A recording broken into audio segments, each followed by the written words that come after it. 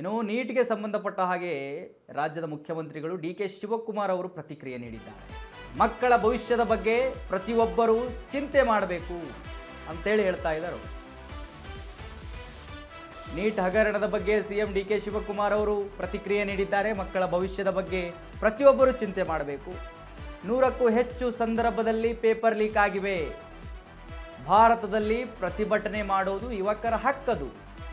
ಧರಣಿ ವೇಳೆ ವಿದ್ಯಾರ್ಥಿಗಳ ಮೇಲೆ ಲಾಠಿ ಚಾರ್ಜ್ ಮಾಡಿದ್ರು. ಮಾಧ್ಯಮಗಳಿಗೆ ಬಿಜೆಪಿ ನಾಯಕರು ಧಮಕಿ ಹಾಕಿದ್ದಾರೆ. ಬೆಂಗಳೂರಿನಲ್ಲಿ ಮುಖ್ಯಮಂತ್ರಿ ಡಿ.ಕೆ. ಶಿವಕುಮಾರ್ ಅವರು ಹೇಳಿಕೆಯನ್ನು ಕೊಟ್ಟಿದ್ದಾರೆ. ನೀಟ್ಗೆ ಸಂಬಂಧಪಟ್ಟ ಹಾಗೆ ರಾಜ್ಯದ ಮುಖ್ಯಮಂತ್ರಿಗಳು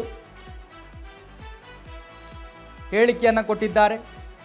ಮಕ್ಕಳ ಭವಿಷ್ಯದ ಬಗ್ಗೆ ಪ್ರತಿಯೊಬ್ಬರು ಚಿಂತೆ ಮಾಡಬೇಕು. 100ಕ್ಕೂ ಹೆಚ್ಚು ಸಂದರ್ಭಗಳಲ್ಲಿ ಪೇಪರ್ ಲೀಕ್ ಆಗಿದ್ದಾವೆ.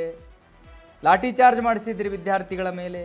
ಬಿಜೆಪಿಯ ನಾಯಕರು ಧಮಕಿ ಹಾಕ್ತಾರೆ ಮಾಧ್ಯಮಗಳಿಗೆ. ಬೆಂಗಳೂರಿನಲ್ಲಿ ಮಾತಾಡಿರ್ತಕ್ಕಂಥದ್ದು.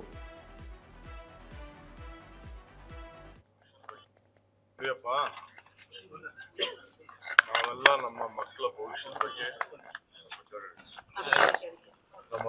ಭವಿಷ್ಯದ ಬಗ್ಗೆ ನಾವು ಪ್ರತಿಯೊಬ್ಬರು ಕೂಡ ಚಿಂತೆ ಮಾಡ್ತಾರೆ.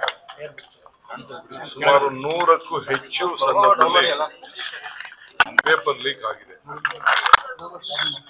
ಈಗ ಇಡೀ ದೇಶದ ಯುವಕರು ಮತ್ತು ಇಡೀ ವಿಶ್ವ ನಮ್ಮ ಭಾರತದ ಯುವಕರ ಭವಿಷ್ಯದ ಬಗ್ಗೆ ಯೋಚನೆ ಮಾಡ್ತಾ ಇದ್ದಾರೆ. ಯಾಕೆಂದ್ರೆ ಇದು ಭಾರತ ಟ್ಯಾಲೆಂಟ್ ಹಬ್. ನಮ್ಮ ಟ್ಯಾಲೆಂಟ್ ಇರೋದು ನಮ್ಮ ಭಾರತದಲ್ಲಿ. ನಮ್ಮಲ್ಲಿರುವಂತಹ ಟ್ಯಾಲೆಂಟು ಇಡೀ ಪ್ರಪಂಚದಲ್ಲಿ ಎಲ್ಲೂ ಇಲ್ಲ ಅನ್ನೋದು ಎಲ್ಲರೂ ಕೂಡ ಒಪ್ಕೊಳ್ತಾರೆ.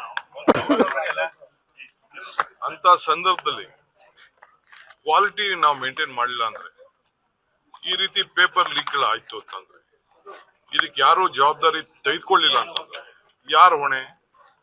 ಇದು ಪ್ರತಿಭಟನೆಯನ್ನ ತಮ್ಮ ಸ್ವಂತ ಇಚ್ಛೆಯಿಂದ ಮಕ್ಕಳ